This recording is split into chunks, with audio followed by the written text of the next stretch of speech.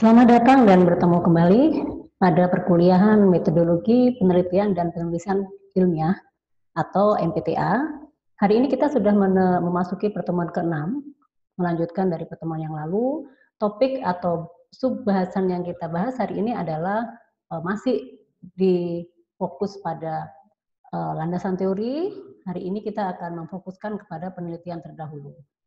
Yang dimaksud dengan penelitian terdahulu itu adalah kita memaparkan atau tinjauan pustaka, tapi berbasic atau berdasarkan based on research terdahulu. Nah, kalau yang minggu lalu kita sudah jelaskan tentang bagaimana kita membuat kutipan, bagaimana kita membuat referensi, kita bagaimana menuangkan teori-teori melalui tinjauan pustaka berdasarkan buku-buku referensi atau textbook yang mendukung, yang relevan dengan topik atau judul tugas akhir yang kita angkat. Ya, jadi kita mengacu kepada buku-buku. Jadi ada kalau misalnya di bidang manajemen ya ada buku pemasaran, topiknya pemasarannya ada marketing. Kalau misalnya kita membahas tentang entrepreneur, kewirausahaan, berarti buku-buku yang berputar atau seputar dengan kewirausahaan. Kalau kita misalnya di bidang sekretari, buku-buku yang kita pakai ya biasanya komunikasi, kearsipan, perkantoran, IO, humas, dan sebagainya. Nah, itu adalah buku-buku referensi yang harus kita sertakan dalam landasan teori yang harus kita jabarkan, kita kaitkan dengan judul yang kita angkat. Tentunya tidak semua buku kita masukkan, sekali lagi dibatasi dengan topik atau sesuai tema yang kita angkat. Ya, tidak semua buku. Sekali lagi, walaupun Anda berkuliah selama 5 semester dengan bermacam-macam buku, tapi untuk penelitian harus difokuskan kepada kompetensi yang Anda pilih. Nah, hari ini saya akan menyampaikan sekali lagi sasaran pembelajaran ya, masih sama dengan yang lalu. Ya, pertama Anda diminta nantinya mengumpulkan semua sumber-sumber informasi ya.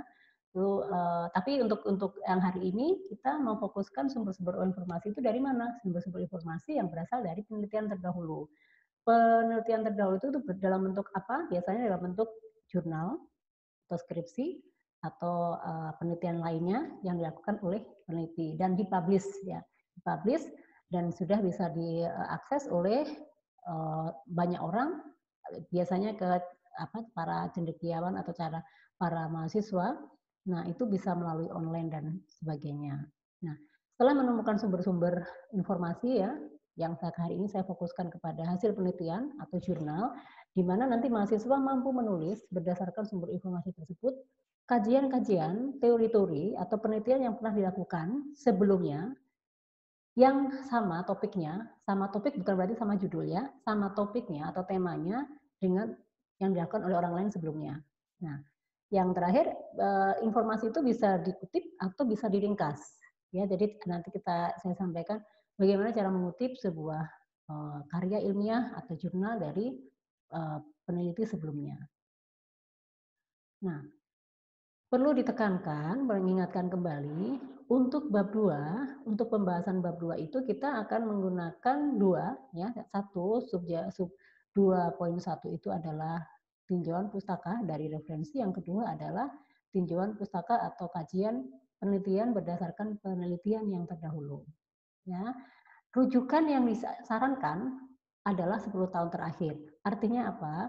Bahwa Anda bisa mengakses, bisa mencari informasi dari jurnal yang dipublish dalam rentang 10 tahun terakhir. Kalau sekarang kita berada di tahun 2020, berarti jurnal yang diperkenankan untuk dituliskan atau boleh diadop itu adalah misalnya dari tahun 2010 sampai 2010. 2020 maksud saya gitu.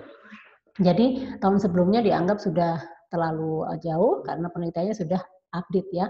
Jadi jadi maksudnya penelitian yang kita ambil itu atau relevansi judul kita itu masih sepadan atau relevan dengan 10 tahun terakhir, seperti itu maksudnya. Makanya rujukannya adalah penelitian riset yang pernah dilakukan sepanjang 10 tahun terakhir. Nah, sekali lagi, hati-hati dalam mencari jurnal atau mencari informasi, harus teliti topik kita apa, tema kita apa, dan jurnalnya harus sesuai. Ambil contoh lagi, kalau kita mengambil fokus tentang marketing, berarti jurnal kita adalah seputar dengan marketing. Marketing sendiri itu juga luas. Kita fokusnya kemana? Ke bauran promosi kah? Ke strategi pemasaran kah?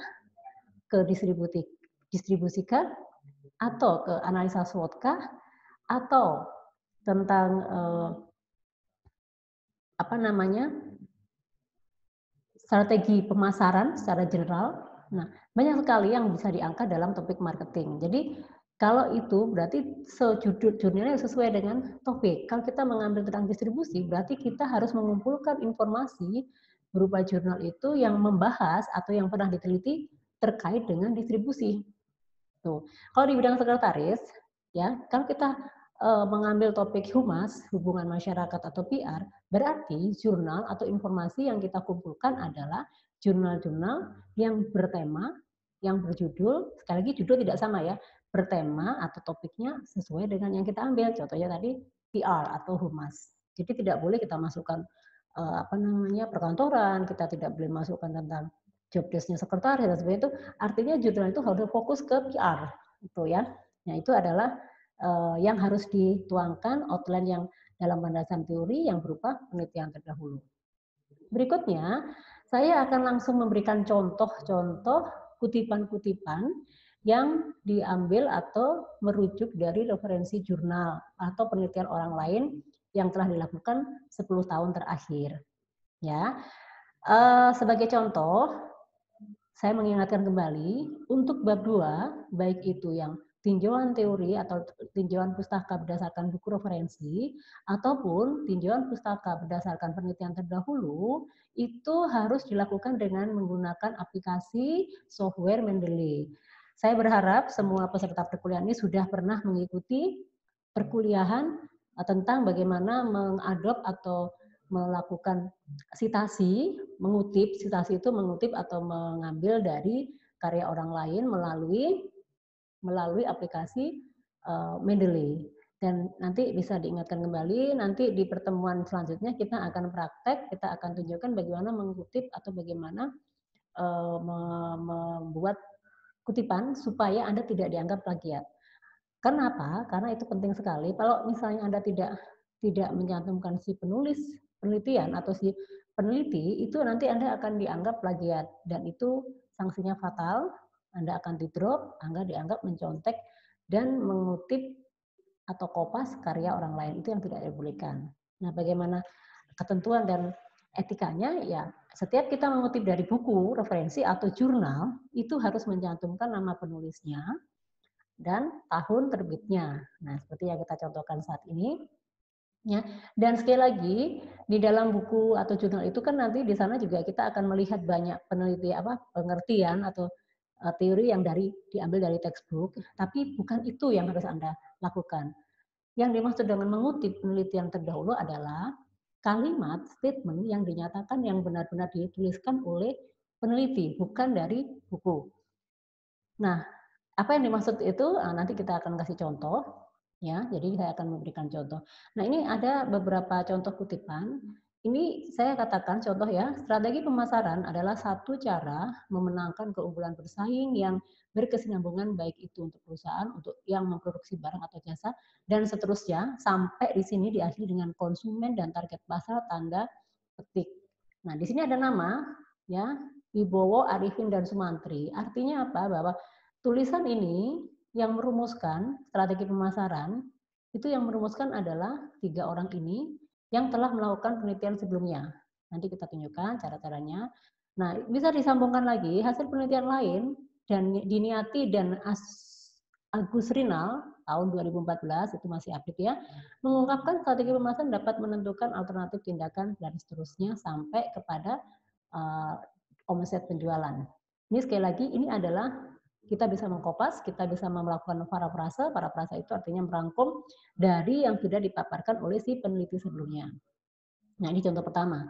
Contoh kedua, nah ini Angelisa, Manaike, dan Rogi, ini tahunnya, dalam jurnal yang ditulis menjelaskan bahwa berbagai kondisi dan perubahan yang terjadi dalam lingkungan bisnis dan seterusnya sampai titik ini adalah sekali lagi juga bukan pernyataan si pengarang buku, tetapi adalah orang yang melakukan penelitian tentang apa? Tentang persaingan bisnis ya yang menyangkut dengan konsumen atau yang menyangkut dengan perilaku konsumen. Nah, ini adalah kutipan-kutipan. Kenapa ini berbeda cara pengutipannya? Karena kita akan menggunakan ada nama penulis dan pengarang itu, nama penulis peneliti itu dilakukan di awal, itu tandanya beda dengan yang dituliskan di akhir kalimat atau kutipan. Jadi mencantumkan nama peneliti itu bisa di awal atau bisa di akhir. Nah, ini adalah cara pengutipannya. Nah, contoh yang kedua, contoh yang ketiga, ini seperti ini. Dalam elemen bauran promosi atau yang dikenal dengan promotion make, produk Lucius adalah melalui event dan experience, melalui pasar, retail besar, dan seterusnya sampai di media sosial. Dalam kurung kutipannya dilakukan atau penelitian ini dilakukan oleh Hedinata dan Radianto tahun 2016. Ya, ini contohnya. Nah, sekarang kita mau coba menunjukkan sebentar. Saya akan coba tunjukkan ke contohnya. Nah, ini adalah contoh jurnal. Oke, coba sebentar ya. Saya lagi. Saya akan tampilkan contoh jurnal. Ya. Ini adalah contoh jurnal yang diterbitkan, dipublish tahun 10 tahun terakhir. Nah, kita bisa melihat di sini, coba saya besarkan sebentar. Nah, ini jurnal itu harus ada ini cirinya. Ada nama jurnal, ada volume, tahun terbit, dan siapa yang menerbitkan. Jadi hati-hati buat peserta perkuliahan hari ini. Dalam mencari jurnal itu kita harus teliti, harus ada muncul nama jurnalnya seperti ini, ada volumenya, ada tahun terbitnya, dan halamannya itu juga pasti beda. Semua jurnal itu tidak diawali dari halaman 1. Ya. Nah, ini halaman 16, artinya sebelumnya ada penelitian yang ditulis oleh orang lain sampai halaman 15. Nah, jurnal itu seperti itu. Nanti bervariasi, tidak semuanya selalu halaman 1, bisa loncat-loncat seperti ini. Nah, ini adalah judul jurnalnya. Ya, ini nama pengarangnya. Bagi teman-teman yang prodi sekretaris itu sudah paham ya, dalam pengutipan jurnal itu dilakukan adalah yang dituliskan adalah nama belakang penulis, ya. Dan nanti ada teknisnya, akan ada pedomannya. Ini jurnal satu-satu. Nah, yang dikutip mana? Nah, sekali lagi, Anda mengutipnya di bagian mana? Anda boleh mengutip di bagian abstrak. Oke. Sekali lagi, jangan asal mengutip, sesuaikan dengan judul. Lagi-lagi sesuaikan dengan judul. Ini hanya contoh. Bisa di bagian abstrak, atau kita bisa langsung mengambil ke analisa. Ya, ke analisa itu ini. Di bagian analisa itu kita masuknya bisa ke kesimpulannya atau ke analisanya. Nah, ini. Nah, kita bisa mengutip ini misalnya. Variabel celebrity endorsement terdiri dari atraktif dan power secara statistik dan seterusnya. Ini adalah kalimat ini yang menuliskan adalah peneliti tadi, yang tadi di atas ada 2 nama orang itu tadi ya. Ini adalah hasil kesimpulan, hasil pernyataan yang dilakukan, yang ditulis oleh si peneliti. Nah, Anda boleh ngambil dari sini, ya, silahkan kopas atau dirangkum, tapi tidak boleh mengganti kalimat. Dan jangan lupa untuk selalu mencantumkan nama dan tahun. Nah, tahunnya diambil dari mana? Nah, dari sini. Nah, misalnya menurut Wijaya dan Sugiarto tahun 2015 ya. Kalaupun ada tanggalnya, halamannya, di kesimpulan tadi kita lihat halaman berapa ya. Bentar. Halaman 22. Nah, di sini ada halaman 22. Jadi kita akan lihat halamannya berdasarkan yang tertulis di sini. Tiap jurnal memiliki beda tipe gaya, tapi harus sesuai dengan ini. Ada yang halaman di tengah, ada yang di ujung, ada yang di bawah. Nah, penulisan jurnalnya pun ada juga yang di atas, ada juga yang di bawah. Saya ambil contoh yang berikutnya. Nah, berikutnya adalah ini. Oke, ini ya. Ini judul lagi yang baru. Strategi promosi dalam meningkatkan penjualan Lucius coklat Petitus Snack. Tahunnya ada 2016, jurnalnya ada performa, agak beda ya dengan yang tadi, tapi sama. Jurnal itu seperti ini, harus ada nama jurnalnya, harus ada tahunnya, dan siapa yang menerbitkan. Nah, ini. Ya, di sini ada 2 penulis juga, ada Marcelin Livia Hedinata dan Wirawan Ede Radianto. Tetapi dalam penulisan atau kutipan itu hanya cukup menyantumkan Hedinata dan Radianto. Nah, ini. Nah, di dalam setiap jurnal atau penelitian selalu ada teori yang berdasarkan buku. Ini ya. Kita di sini ada landasan teori. Coba Anda tidak boleh mengambil teori yang ada di sini. Ya, Anda hanya boleh mengambil teori atau pernyataan atau kesimpulan atau analisis dari si pengarang peneliti. Ini, di mana seperti yang saya contohkan bisa dari abstrak, di analisa, atau di kesimpulan, yang itu adalah benar-benar pernyataan dari itu. Kalau ini adalah bahasa atau kutipan dari buku. Nah, Anda juga boleh ngambil dari pendahuluan, tetapi ini hati-hati karena pendahuluan sendiri kan juga mengutip dari punya orang. Jadi sekali lagi mengutip dalam penelitian itu benar-benar yang dituliskan oleh penulis atau peneliti yang ada di jurnal tersebut. Tidak boleh menggunakan teori dari buku karena di sini juga muncul nih teori buku ya. Misalnya dari siapa ini? Alvita. Nah, ini nggak boleh kita ambil karena ini penelitian orang lain lagi. Jadi kita benar-benar mengambil murni penelitian dari si penulis jurnal ini. Ya, ini juga ada teori buku. Menurut Kotler dan Armstrong, ini kita tidak boleh mengambil dari sini karena ini bukan penelitiannya si Haidinata dan Radianto. Itu penelitian orang lain. Jadi tidak boleh ya. Yang saya sarankan atau berdasarkan jurnal, hati-hati sekali lagi penekanannya memang untuk penulisan ini akan di cross check nantinya. Anda akan dicek sama dosen benar-benarkah Anda mengutipnya salah atau benar. Apakah Anda mengutip punya orang atau benar-benar dari si penulis jurnal tersebut ya. Nanti ada waktu tertentu, ada waktu khusus yang harus kita bahas untuk mengenai ini karena nanti pada saat tugas akhir kalau tidak sesuai atau tidak ini akan bermasalah ya. Nah, itu contohnya. Satu lagi ini endorsement, satu lagi ya, ini juga ada lagi contohnya supaya teman-teman bisa melihat ya sebentar. Nih, ini juga sama ya, ini terbitnya tahun 2015. Nah, sekali lagi tipe jurnal itu tidak semuanya sama tapi memuat sesuatu yang standar, yaitu ini ada judul jurnal, ada apa namanya ini, ada nomor jurnal, ya kan, ada nama jurnalnya apa, nanti di bawah suka muncul. Nah, ini di bawah suka muncul alamat koresponden dan sebagainya di sini. Nah, ini suka muncul di bawah ini jurnal manajemen dan agribisnis. Nah, ini adalah jurnal yang terbit di tahun 2017. Nah, ini ya. Jadi kita bisa melihat dari sini, nah, ini banyak sekali yang kita ambil. Nah, seperti ini. Nah, ya. Jadi pengutipan itu harus benar-benar teliti. Nah, baik, bagi peserta perkuliahan itu ada cara mengutip, nanti akan ada teknis sendiri secara jelas, ini hanya sebagai pengantar karena nanti Anda akan merasakan benar-benar bagaimana mengutip yang benar itu pada saat tugas akhir. Nah, untuk itu kita kembali lagi ke slide. Oke, baik. Untuk memperdalam atau untuk melatih kita bisa apa tidak menuliskan jurnal, ya tentunya Anda bisa semuanya. Anda harus sekarang sudah menyiapkan jurnal sesuai dengan topik Anda, dan kita mulai berlatih. Ya, kita mulai berlatih. Sekali lagi, Anda harus menyiapkan jurnal. Untuk saat ini, untuk latihan ini, Anda cukup menyiapkan 3 jurnal dari topik yang Anda angkat. Sekali lagi, kita ambil contoh misalnya tentang MSDM kita topiknya kepada pelatihan. Berarti kita ambil atau cari jurnal yang berhubungan dengan pelatihan. Atau kalau misalnya kita ngambil marketing, berarti kita ambil marketing, tapi subnya apa?